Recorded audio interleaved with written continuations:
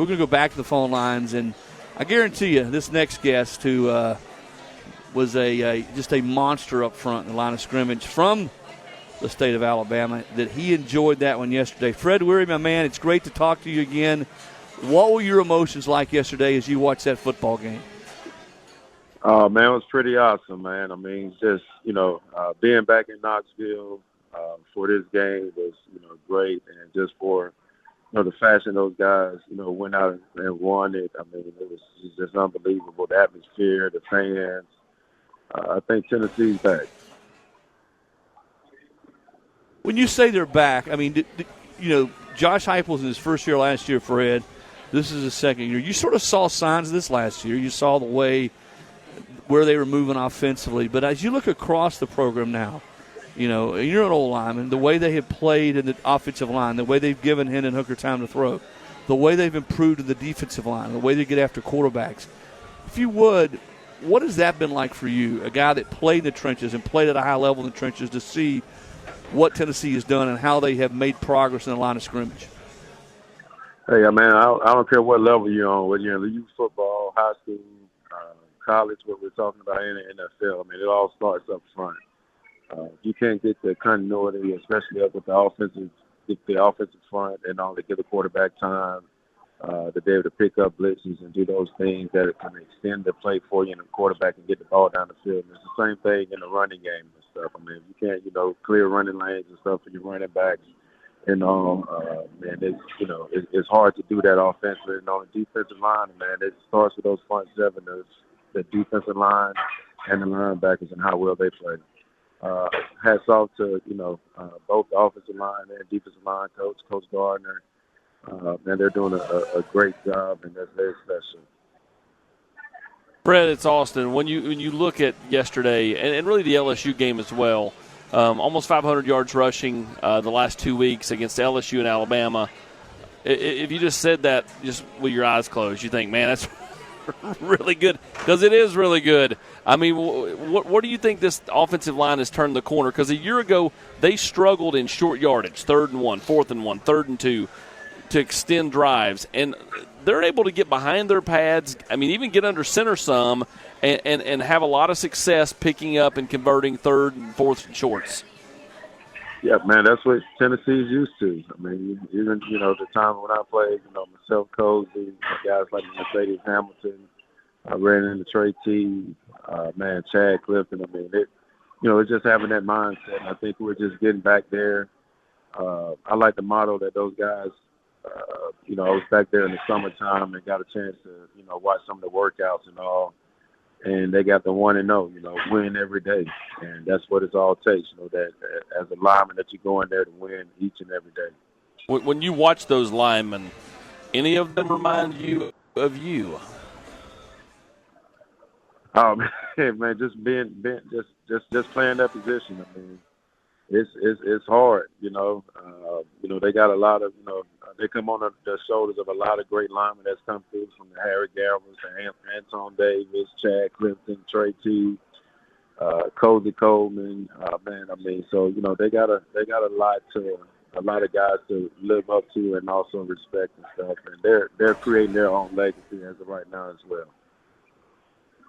We're talking with Fred Weary, former All-SEC offensive lineman for Tennessee, also a longtime NFL player. Fred, I know you're not the kind of guy that likes to get out there and brag, but you were unbeaten, am I correct, as a player against Alabama when you were in college? Is that correct? Oh, man, absolutely. Absolutely. I remember a little stint that I played with, with D'Amico Ryan and stuff. I used to have little gatherings at my home, and he would come over, and I would throw him that game ball that said, 5-0 against Alabama. We know it, understand. So especially you being an Alabama guy, it's got to be nice for you to be able to stick your chest back out now after 15 years of losing those guys and say, all right, I never lost to them when I was in college. We're starting to turn this thing back. That's got to be probably about as sweet as it gets for you. Man, that was my only saving grace. Being from Alabama, my family, cousins, nephews, everybody's always on me. My barber actually that cut my hair in Tennessee. His name is Rex Howard, worked at Gams Barbershop. He's a huge Alabama fan, and I had an opportunity to call and, hey, man, you're going to have to use some troll today because, hey, we got that W. Fred, I asked, Casey Clausen wasn't at the game, but he was watching and kind of take me through the last, couple of, seconds there. Take me through, you're down there on the field with, Reggie Coleman and Heath Schuler and Jonathan Heffney and a bunch of people. Take me through, what it was like for you those last, 15, 20 seconds, and then, for the big kick, what's going through your mind, and what did you do right after it went in? Man, it was wild. I mean, things got kind of a little sketchy on the return fumble. We sitting there right there and watched that ball fall out of the hands. We're like, oh, and all and stuff, and then return it for a touchdown and stuff. But just still had faith in those guys to go out there and still take care of business. I mean, it wasn't anything that Alabama was doing to stop us offensively. And I think that was kind of other than the interception, it was kind of the two plays that, we kind of really stopped ourselves and stuff, man. But, reminded me a lot of 98. And I know a lot of people are saying that, from the missed kick by Florida that year and, the storm that field. And just to be back, I was in that position as a player. And just to be back there as a spectator and as a fan, man, it was even more powerful and all this stuff. And I had my family with me as well and stuff. And so, man, it was just a great experience. And, just hats off to that coaching staff and what they're doing and the Tennessee fan base for, staying strong. I mean, I was there last year, the stadium's empty. And just to see the whole day, from the ball walk, all the way to the end of that game was very special, man. And it's great that these fans have, stuck it out, through all these years and through all the ups and downs and stuff, man. And that's why it's great to be a Tennessee fan.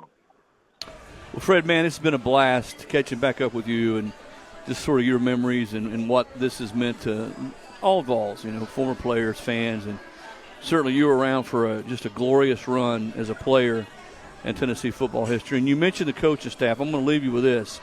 I hope if you caught up with Coach Garner last night, you made him buy dinner. You did, didn't you, right? Man, I got a chance to take a picture. Myself, Deion Grant, Coach Gardner, and Jamal Lewis. All we were missing was Cozy Coleman. I think that would have been just a picture-perfect moment and all this stuff. Hats off to Coach Gardner and just his journey to come back here and just be an influence on Tennessee football again is great. And just the whole, Coach Heupel and the rest of the staff, man. I just, tip my hat off to those guys and just say, just keep rolling with it, man. Listen, man, let's do it again soon. Best of luck to you, Fred, and thanks for joining us tonight on The Nation. All right. I appreciate you guys, man. Go Vols. All right. That's Fred Weary, former All-SEC offensive lineman, NFL veteran, joining us tonight on The Nation, one of many Vol players on the field, in the locker room, puffing on cigars. I don't know if Fred was – he would have been the perfect guy, though, to climb up on top of that goalpost and get it down in a hurry. Hey, I'll say this. They come down a lot quicker in 98 than they did last night. Took them a little longer last night. But he certainly is a man's man. So good to catch up with him tonight.